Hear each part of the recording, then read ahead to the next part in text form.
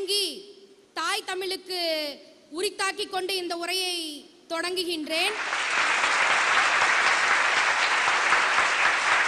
உலகெங்கும் உள்ள ராஜ் டிவி நேயர்கள் அனைவருக்கும் மற்றும் இந்த அற்புதமான மேடையை அலங்கரித்துக் கொண்டிருக்கும் நடுவர் யார் தெரியுமா?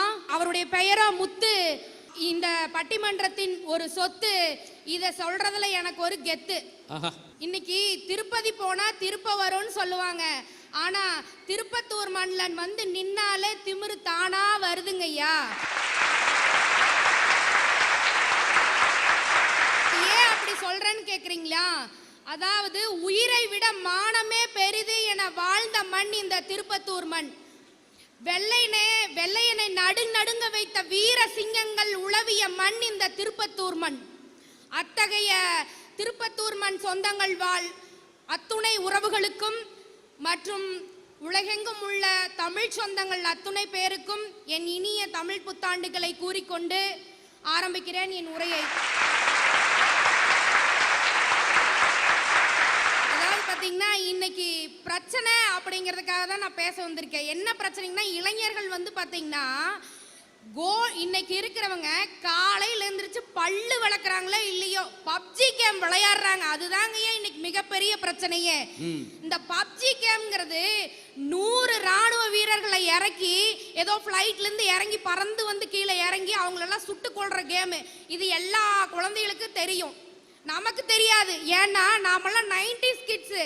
நாமெல்லாம் தெரிஞ்சுக்கிட்டது என்ன தெரியுங்களா? மாதாஜி, பிதாஜி, காந்திஜி. இது மட்டும்தான் நமக்கு தெரிஞ்ச ஜி. இன்னைக்கு அவங்களுக்கு தெரிஞ்ச ஜி என்ன தெரியுங்களா? பப்ஜி. இப்படி போயிட்டு இருந்தா இளைஞர்கள் என்ன நிலைமைக்கு ஆளாவாங்க சொல்லுங்க.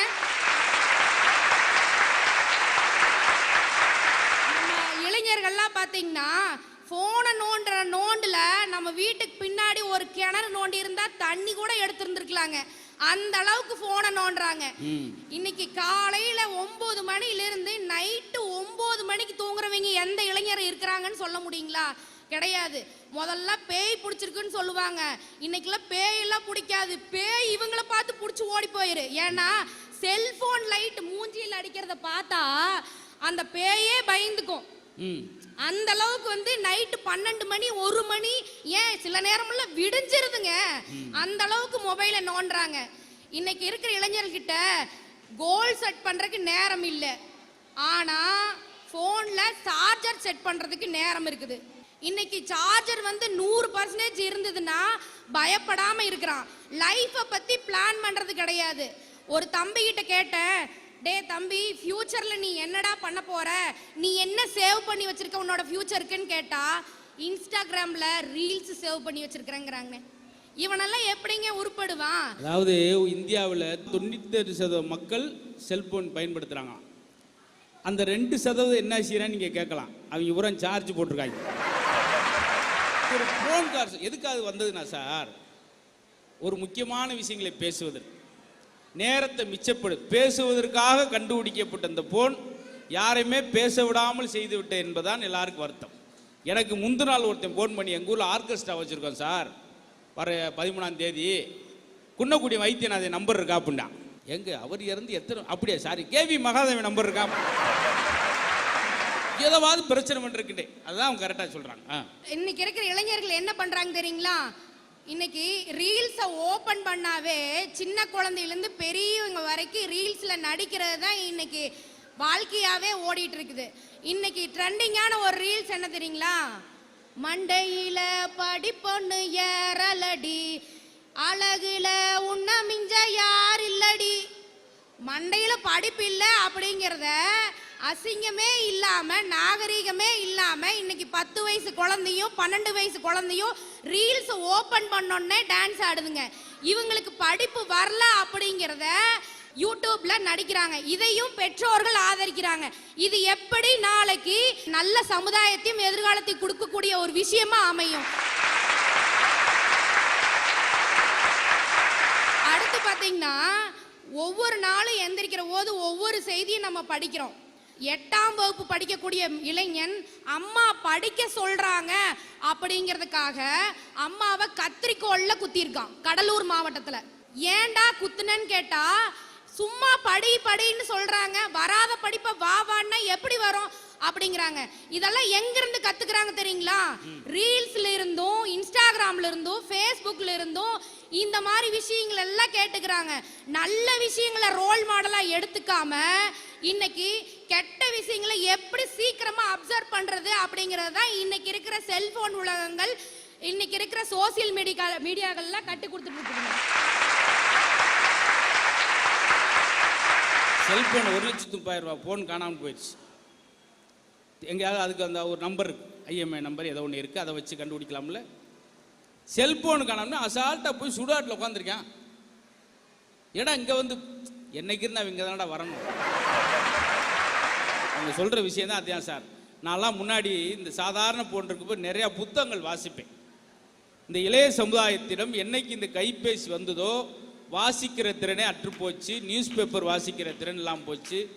அப்போ எல்லாமே இதிலே கற்றுக்கிறேன்னு நினைக்கிறது. ஆக அது செல்போனில் அது செல்ல போன் அப்படின்றான், கூடயே வச்சிருக்கேன், அது கூடயே தூங்குறான். இவன் ட்ரெஸ் மாத்துறான்னு என்னமோ அதுக்கு தினமும் பவுச்சு மாத்துறான். அவளை நீட்டாக பார்த்துக்கிறான். பேசுங்கம்மா. அம்மா அப்பா அப்படின்னு சொன்னா ஒரு பாசம் தன்னை போல வரும். அதாவது பிரதர் சிஸ்டர் அப்படின்னு சொல்லி இன்னைக்கு வார்த்தைகளை இங்கிலீஷ்ல சொல்லி இன்னைக்கு வந்து தமிழையவே கொச்சப்படுத்திட்டு இருக்காங்க. அதுலயும் இன்னைக்கு ஒரு ட்ரெண்டிங் போயிட்டு இருக்கு. என்ன தெரியுங்களா? அம்மாவை மதர் மா அப்படிங்கிறாங்க, அடுத்து சிஸ்டரை சிஸ் அப்படின்னு கூப்பிடுறாங்க, பிரதரை ப்ரோ அப்படின்னு சொல்லி கூப்பிட்டு இருக்கிறாங்க. அடுத்து பார்த்தீங்கன்னா ஃபாதரை என்னடா கூப்பிடுவீங்க அப்படின்னு கேட்டா ஃபா. இன்னைக்கு இன்னைக்கு இன்னைக்கு போயிட்டு இருக்கிறதே அப்படிதான், ஃபாதரை ஃபா அப்படின்னு கூப்பிடுறாங்க. இன்னைக்கு இருக்கிற இளைஞர்கள் தமிழை, நம்மளுடைய தாய்மொழியான தமிழை வந்து கொச்சப்படுத்திட்டு இருக்காங்க. இது வந்து தமிழ் அழியக்கூடிய நிலைமையில ஏற்கனவே இருந்துட்டு இருக்கோம். இந்த நிலைமை வந்து ரோல் மாடலா எடுத்துக்கிட்டு இன்னைக்கு இருக்கிறவங்க இளைஞர்கள் எடுத்துக்கிட்டாங்கன்னா இது பிரச்சனையா தெரியாதா எதிர்காலத்துக்கு? இன்னைக்கு இருக்கிற முக்கியமான பிரச்சனை என்ன தெரியுங்களா? ஒழுங்கீனமான செயல்களில் ஈடுபடுறது. அதாவது ஆள் பாதி ஆடை பாதின்னு சொல்லுவாங்க. ஒரு பையன் வேகமா ஓடியாந்தான். அந்த பையன் பேண்ட் பூரா ஓட்டையா இருந்தது. நான் என்ன நினைச்சேன், ஐயோ பையன் எங்கேயோ கீழே விழுந்துட்டான்னு இருக்குது, ஓட்டையா இருக்குது. தம்பி என்னப்பா ஆச்சு, ஏதோ ஆக்சிடென்ட் இது ஆயிடுச்சாப்பா அப்படின்னு கேட்டா அவன் என்னங்கிறான், சிஸ் இது வந்து 2000 ரூபாய்க்கு வாங்கின ஃபேண்டிங் சிஸ், இது 500 ரூபாய்க்கு ஓட்ட தனியாவே நான் போட்டேன் அப்படிங்கிறான். அதுல இன்னொரு ஹைலைட் என்ன, மண்டை இப்படி பாக்ஸ் மாதிரி நிக்குது. அந்த பாக்ஸ்ல இருந்து குருவி தன்னை போல வெளியே எந்திரிச்சு போக மாட்டேங்குது. அதுல இருந்து குருவிகள்லாம் படபடன்னு பறந்து வருது. இதை ஒரு ஹேர் ஸ்டைலுன்னு வச்சிருக்கிறாங்க. இன்னைக்கு அதை கேட்டா நாங்கெல்லாம் புள்ளைங்கோ சிஸ்டர், நாங்க புள்ளைங்கோ அப்படிங்கிறாங்க. இந்த புள்ளைங்கெல்லாம் எங்க ஃபியூச்சரை காப்பாற்ற போகுதுங்க? விவேகானந்தர் சொன்னாரு, 100 இளைஞர்களை என்னிடம் கொடுங்கள், இந்த இந்தியாவை வல்லரசாக்கி கொடுக்கிறேன் என்று சொன்னார். ஆனா இன்னைக்கு இருக்கிற இளைஞர்கள் பாதி பேர் இன்ஸ்டாகிராம் ரீல்ஸுக்கும் முட்டை கலக்கி பாட்டுக்கும் ஆடிட்டு வந்துட்டு இருக்கிறாங்க. இது எப்படி பிரகாசமான எதிர்காலமா இந்த இளைஞர்கள் எதிர்காலம் இருக்கும் சொல்லுங்க? ஸோ அப்படி இருக்கையில இன்னைக்கு பெண்கள் எல்லாருமே வந்து பாத்தீங்கன்னா நாள்தோறும் நியூஸ் பேப்பர்ல அனுதினமும் 1 வயசு குழந்தை, 1.5 வயசு குழந்தை, 90 வயசு மூதாட்டி வரைக்கும் இன்னைக்கு பாலியல் வன்கொடுமையில ஈடுபட்டு வந்துட்டு இருக்காங்க. அதுக்கெல்லாம் காரணம் அப்படிங்கிறது இன்றைய இளைஞர்கள் போதை வஸ்துக்கு ஈடுபடுறதுனாலதான் இந்த பிரச்சனையே வந்துட்டு இருக்கு. ஸோ இப்படிப்பட்ட சமுதாயத்தை மாற்றணும். அதுக்காக நம்மளுடைய நடுவர் அவர்கள் நல்லதொரு தீர்ப்பை கொடுத்து பிரகாசமான எதிர்காலம் வருமாறு நல்லதொரு தீர்ப்பு கொடுக்குமாறு உங்களிடமிருந்து வேண்டி விடைபெறுகிறேன். நன்றி, வணக்கம்.